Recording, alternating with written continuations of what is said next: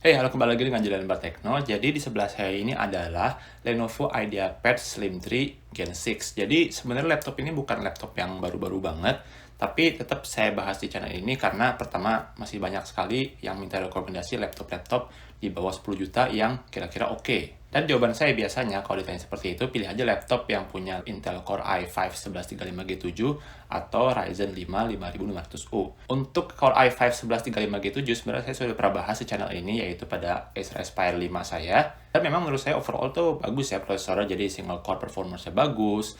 Lalu juga untuk pekerjaan sehari-hari bisa jalanin dengan lancar. Kemampuan video encodingnya juga menurut saya oke. Jadi kalau saya editing pakai 1135G7, kalau saya scrubbing timeline itu menurut saya cukup lancar. Sayangnya memang kalau i5 1135G7 itu baterainya menurut saya agak-agak boros. Minimal untuk sistem saya ya, Acer Aspire 5 yang 15 inci. Tetap bisa saya bilang juga prosesornya itu agak panas. Jadi kalau saya main game berat itu kelihatan nggak lama setelah itu bisa throttling. Jadi waktu itu saya berkesimpulan kalau i5 1135G7 itu bagus, tapi hanya saja butuh cooling yang lebih bagus.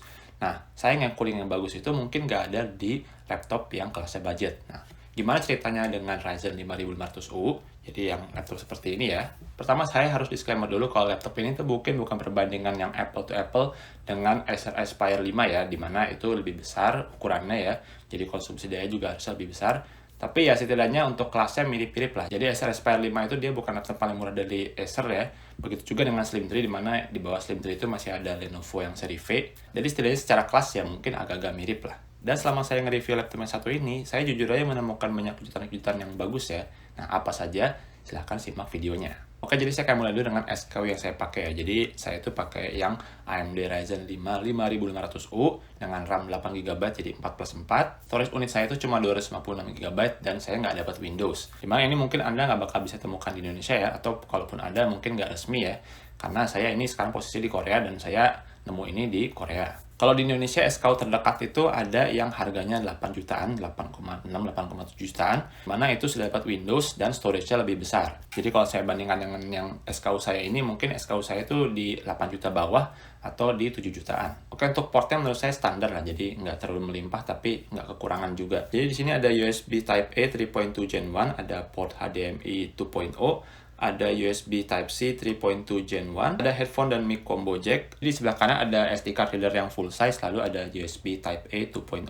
Sebenarnya saya agak disayangkan kenapa masih ada USB 2.0, tapi ya nggak masalah lah ya, ini laptop budget. Oke, dari secara build quality, jadi laptop ini secara umum tuh dia plastik ya, kecuali lid yang bagian atas sini dan sisi sebelah sini, tapi sisi bawah dan sisanya itu plastik. Tapi meskipun begitu dia masih cukup kokoh dan tidak flexing ya. Jadi kalau saya puntir layar sedikit dia nggak flexing. Bobotnya cuma 1,41 kg untuk laptop 14 inci, menurut saya itu cukup ringan. Begitu juga charger bawaannya yang 65 watt dan beratnya cuma 200-an gram. Untuk speakernya sebenarnya suaranya cukup kencang ya, tapi sayangnya itu kurang rich. Jadi kalau treble-nya itu dapet, tapi bass dan frekuensi lainnya itu agak kurang dapet. Jadi kalau ada menonton YouTube untuk menekan dialog, menurut saya itu cukup clear ya, tapi untuk lainnya ya agak-agak kurang. Layar sendiri sudah Full HD dengan panel IPS dengan color gamut yang nggak terlalu luas ya, cuma 45%. Tipe display juga matte, jadi kalau Anda itu pakai laptop ini dalam ruangan yang ada lampu di atasnya, itu cahayanya nggak akan terlalu mantul. Tapi yang agak disayangkan di sini adalah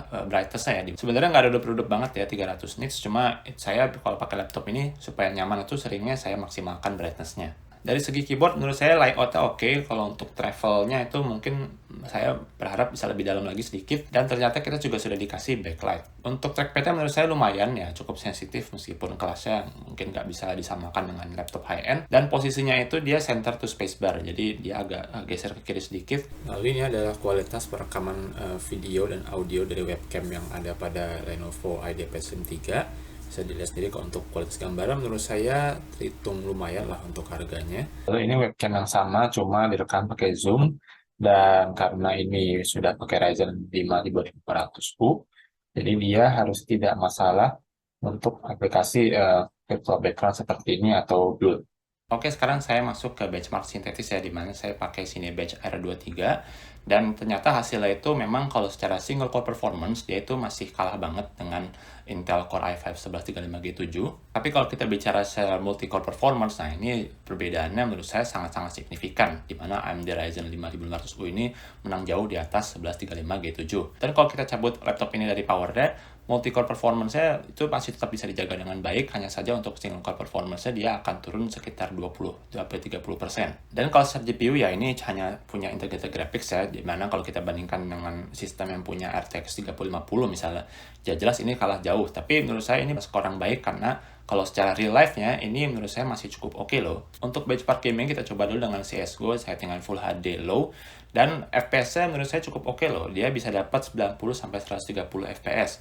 Ini jauh lebih baik ya ketimbang waktu saya pakai i5 1135G7 yang seingat saya masih di 60-90an FPS. Dan ini masih lebih baik ketimbang kalau saya pakai MacBook Air M1 saya. Dan tes berikutnya adalah Apex Legends, dimana ini menurut saya sangat-sangat kejutan buat saya. Jadi saya tuh udah pernah pakai banyak banget laptop untuk main Apex Legends ya. Jadi pernah pakai Surface laptop yang pakai Intel i7 Gen 7. Saya juga pernah pakai AMD Ryzen 7 yang 3000 series, pakai 16 GB juga. Lalu saya juga pernah pakai Intel i5 1135G7 dan semuanya itu menurut saya secara performa nggak ada yang terlalu memuaskan ya. Nah, sekarang saya tiba dengan laptop ini dengan settingan HD, dengan settingan low, dan menurut saya ini cukup mengejutkan dimana saya bisa dapat FPS 60-90-an. Ini menurut saya sangat tinggi loh. Ada sesekali drop ke 40-50-an begitu saya scope in, tapi secara umum dia cukup lancar dan nggak ada throttling. Kalau Anda menonton ini dari masa depan dan sudah ada Ryzen 6500U, mungkin akan jauh lebih baik lagi karena sudah punya integrated graphics yang berbasis RDNA 2. Oke, sekarang kita lanjut ke program produktivitas. Jadi kalau Anda beli laptop ini untuk pakai Microsoft Office, menurut saya itu sudah lebih dari cukup ya. Jadi pakai Word, PowerPoint, Excel lancar-lancar aja. AutoCAD juga nggak terlalu masalah ya selama proyek itu kecil ke menengah. MATLAB juga menurut saya lancar-lancar aja selama nggak terlalu berat seperti dipakai untuk deep learning.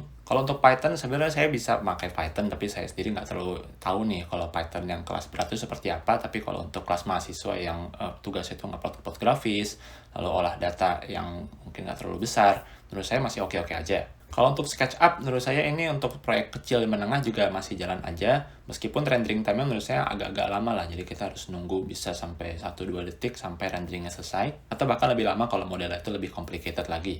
Dan kalau di review saya, biasanya saya coba untuk render pelabuhan, tapi untuk laptop yang satu ini, karena dia nggak punya dedicated graphics card ya, dan prosesornya juga kelas yang seri U, itu ya renderingnya menurut saya bisa, tapi sangat lama ya. Jadi kalau dengan sistem dengan RTX 3050 aja bisa sampai 1,5 jam, nah apalagi dengan ini tuh bisa sampai 3 atau bahkan 4 jam. Jadi kalau Anda itu desainer landscape profesional, ya menurut saya ada laptop yang jauh lebih worth it untuk dibeli, meskipun harga lebih mahal ya. Misalnya laptop dengan RTX 3050 yang minggu depan insya Allah kalau nggak ada hambatan akan saya review pada channel ini. Video editing dengan Ryzen 5500U menurut saya ya oke lah, meskipun kalau dibandingkan dengan Intel yang punya QuickSync itu jauh lebih enak ya. Saya biasanya ngedit dengan DaVinci Resolve yang free, dan pada laptop ini menurut saya untuk sinkronisasi klip itu agak sedikit lebih lama ketimbang waktu saya pakai Intel i5 1135G7. Ya meskipun rendering time-nya nggak terlalu buruk-buruk banget lah. Oke, berikutnya saya akan bahas soal battery life dan heat management ya. Jadi saya coba pakai laptop ini untuk mensimulasikan kegiatan sehari-hari saya. Jadi ada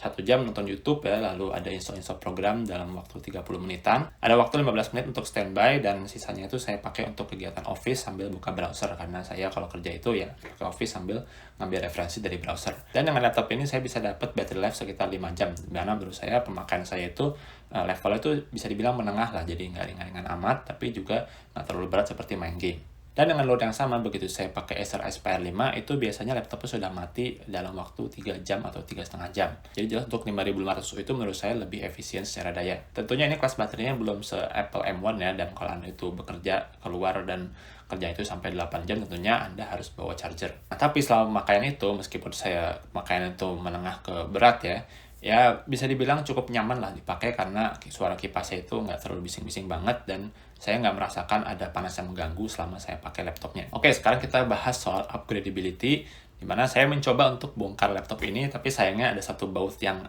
sayangnya itu dia nyangkut ya, dan nggak bisa saya putar pakai obeng saya, sehingga saya coba bisa ngintip dari belakang laptop ini.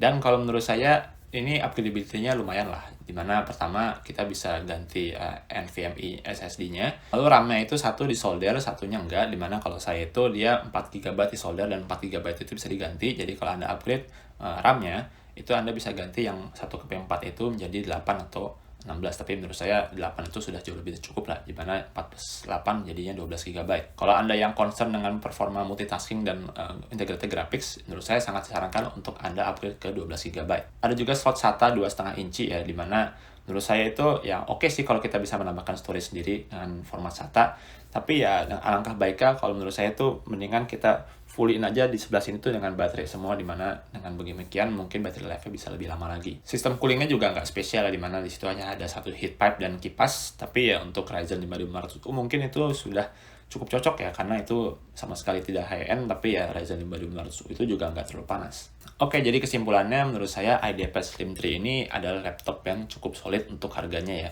Dimana dia itu harganya di rentang 7-9 jutaan untuk yang Ryzen 5. Dan untuk harganya menurut saya performanya sudah oke banget. Jadi meskipun ya coolingnya bisa dibilang minimalis, tapi ya Ryzen 5500U itu juga nggak terlalu panas, sehingga bisa kelihatan nih 5500U itu performa maksimalnya atau performa optimal itu seperti apa. Bobotnya juga nggak terlalu berat, lalu battery life-nya juga ya bisa dibilang lumayan, lalu kipasnya juga nggak berisik dan tidak ada panas yang mengganggu. Jadi kalau Anda yang sering mobile dan butuh performa yang cukup untuk melakukan kegiatan seperti misalnya bekerja di office atau ya sedikit-sedikit AutoCAD, itu menurut saya masih sangat-sangat oke.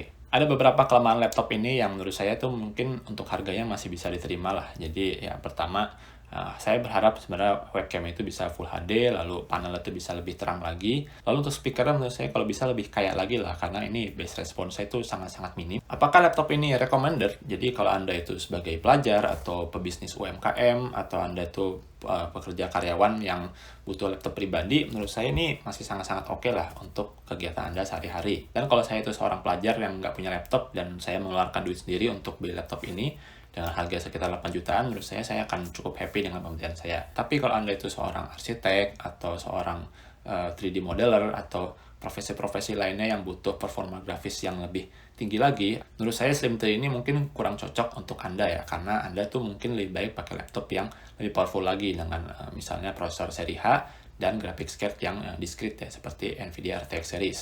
Oke, demikian aja review singkat dari saya soal Lenovo IdeaPad Slim 3 ini. Silahkan like video ini jika terasa bermanfaat, subscribe jika tadi ketinggalan konten dari teknologi lainnya. Saya Jul dan terima kasih telah menonton.